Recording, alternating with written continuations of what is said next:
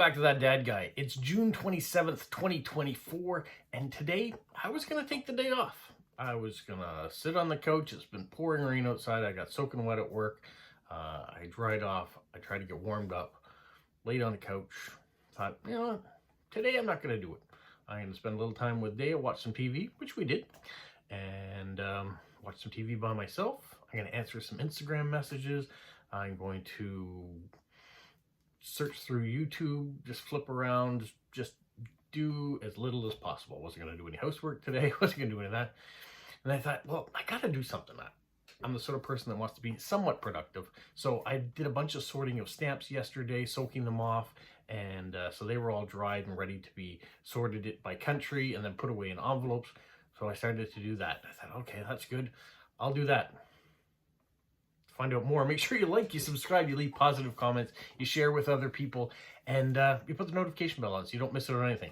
That just popped out right in the middle. All right, now back to what I was talking about.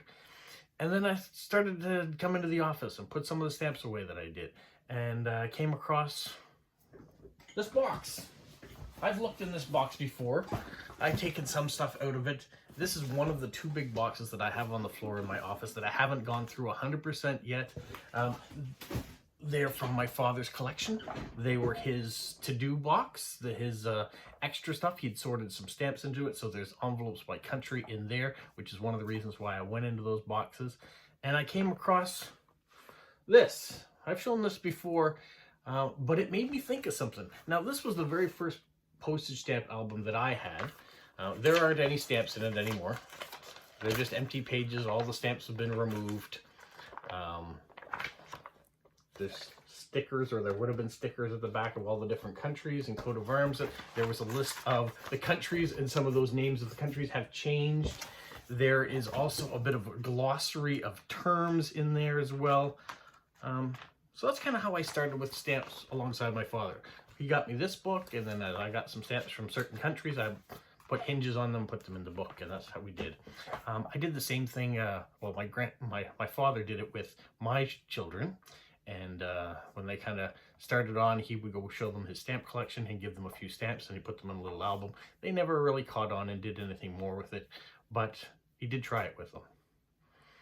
And then I got into other things. I found this one. Stamps of Canada album, another one. This one still does have stamps in it. They've not been removed. So there are a few older stamps in here. Some pretty nice ones in there too that haven't been pulled out. Even at the back, which I was quite surprised with, there's some government overprint stamps that are in here too. There is a glossary of terms used by collectors. I probably will go over this more in detail in the future because it talks about mint and used and all the basic things you need to know. Surcharge, straight edge, coil stamps, official, invert stamps, pre-cancels, tongs. Basic terms you probably should know if you're getting into stamp collecting. But why get into stamp collecting? Isn't it something for older people? People that are 60 plus, that started collecting stamps. You know, baby boomers started collecting stamps. Maybe their parents before them during the wars collected stamps. And then we hear it today, today's generation, they're all about social media. They're not interested in stamps anymore. That's not the way to go. That's not what they're interested. They're not interested in history. They're not interested in learning about the past. And I don't think that's true at all. Yes, they have social media, but guess what? They're using it to get knowledge that maybe we didn't have access to. Maybe what we had access to were just the history books we were given. And as I've said in the past, the history books have been written by the winners. And so sometimes you don't get the full perspective of what's going on. Now in social media, you get a whole bunch of different opinions. Now, it's up to you to figure out what's true. You have to go in and fact check, because there is a lot of negative information out there, information that's not 100% true, not any percent true, but you've got to do your research. And I know with my kids, they do their research. If they're skeptical about something, they'll look it up. They'll look up a whole bunch of different things. They'll read articles on it. Sometimes, yes, they get into TikToks and they're 15, 45-second long things. But sometimes those things give you just a snippet of enough information that it makes you want to go in and look for more. But what is TikTok and Instagram and Facebook and Snapchat and I don't know. There's a whole bunch of different apps out there, and probably a bunch that I still haven't been exposed to either, but they're all ways of making connections. Stamp collecting isn't a solo hobby. Now, some people think that. You sit in your office and you just go through and you do your collections. But when you're trying to find that extra one, you've got to reach out to someone else. For my father, he went into magazines, back of books. They have want ads, articles. He reached out to people. He traded in lots of what he had extra of and traded for people in other country. And he made some great relationships that way. Some of them were just transactional. I'll send you 100 stamps or 1,000 stamps. We'll send 1,000 stamps back. But I have mentioned it. He has made some relationships along the way. He also was a part of the Fundy Stamp Club, the Moncton Stamp Club, if you will. That's what I'm part of now.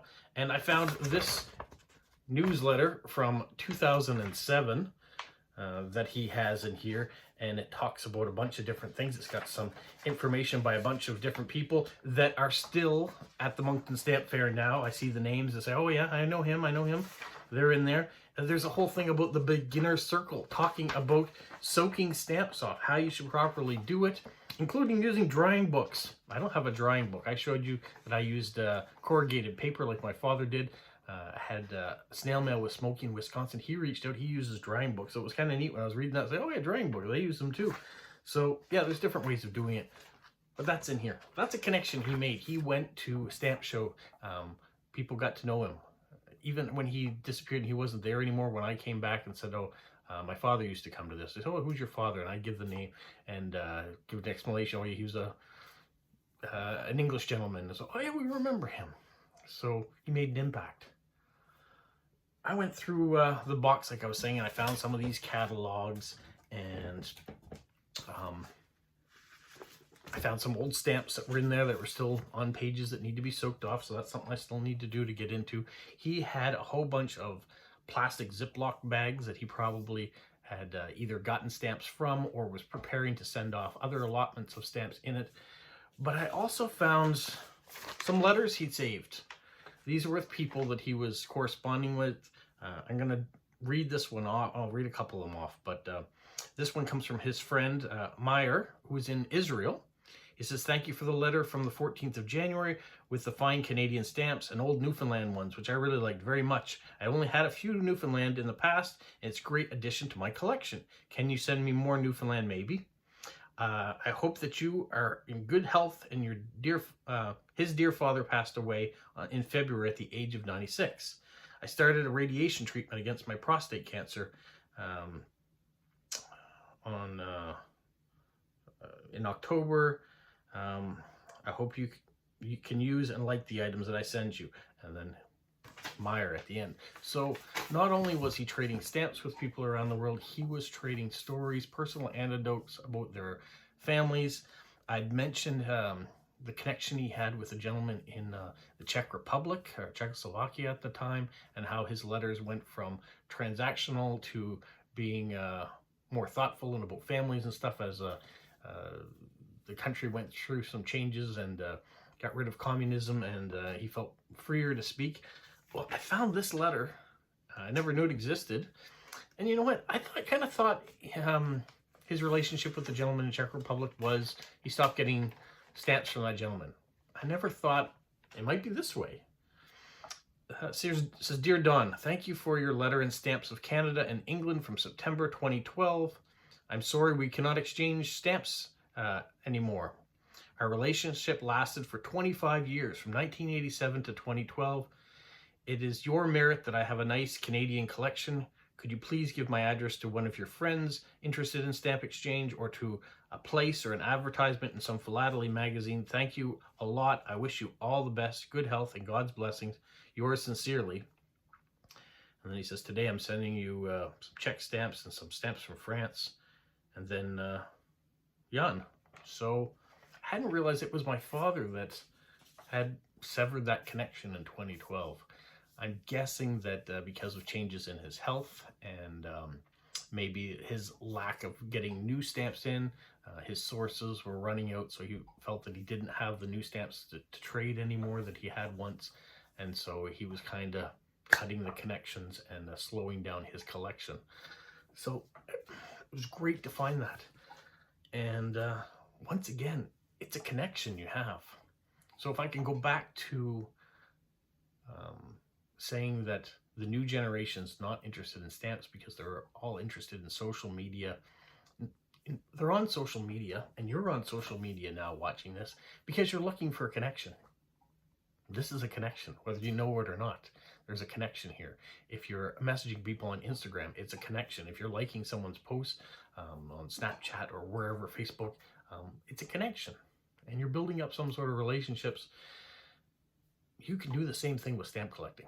So start it up, and they're doing it. I can tell you they're doing it. If you go on to Instagram, people are messaging other people saying, would you like to trade for this? I saw you put a picture of that. I'm really interested in that. I have this to trade you as a result.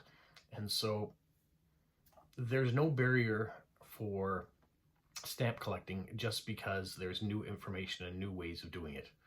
You don't have to look in magazines and newspapers anymore to do it. Online, you can find all the information that you need, and way more people to connect with, quicker response times than getting letters back and forth, even though that's what we're doing. We're trying to get the stamps off those letters.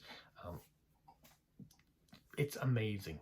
And so I'm here to say in this video that stamp collecting is about connections. It's not about finishing, and people are going to say, oh, you say about all the time in a funny way. Yeah, I'm Canadian, okay? That's how I say it, or at least that's how I say it in this part of Canada. We say it differently in all sorts of regions too, but yeah, it's the connections we're making. It's not about filling in all the gaps. It's who we reach out to get those gaps filled, whether we're going to a stamp fair, whether we're requesting from people that we meet online, or that we've found a connection through friends, family, however we get our stamps, whether they're coming on envelopes to our businesses like my father used to have. They're still out there, and it's the connections we want. So thank you to my father once again for inadvertently once showing me why we collect stamps. We collect it for the connections, and I'm going to stand by that now, that he did it for so many years and had people in the Netherlands, he had them in Israel, he had them in Czech Republic, he had them in Germany, he had them in England, he had them in the United States. He was well versed with his group of people, and I can tell you now through YouTube and through Instagram, I now have connections in Poland, in Russia, in Japan, in Australia, all over Europe, through the United States, down into South America. It is even bigger now. So shouldn't it be even easier to collect stamps? Shouldn't it be more fun? Yes, there's the history behind it.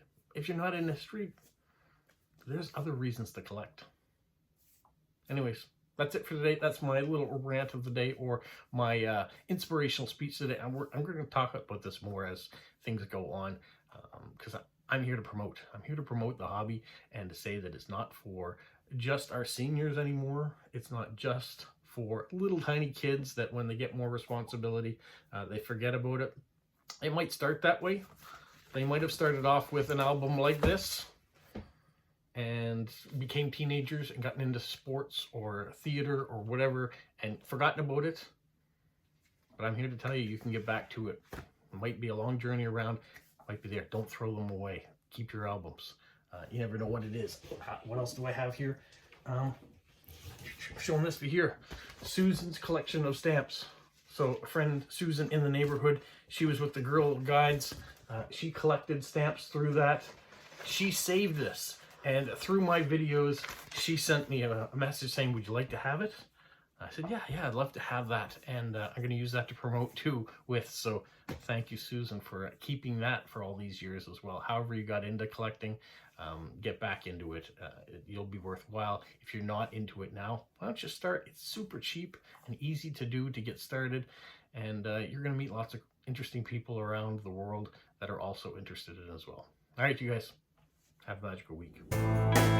What, Polo? You say like, subscribe, share, and tell all your friends? Who's a good boy? Who's a good boy? Bye.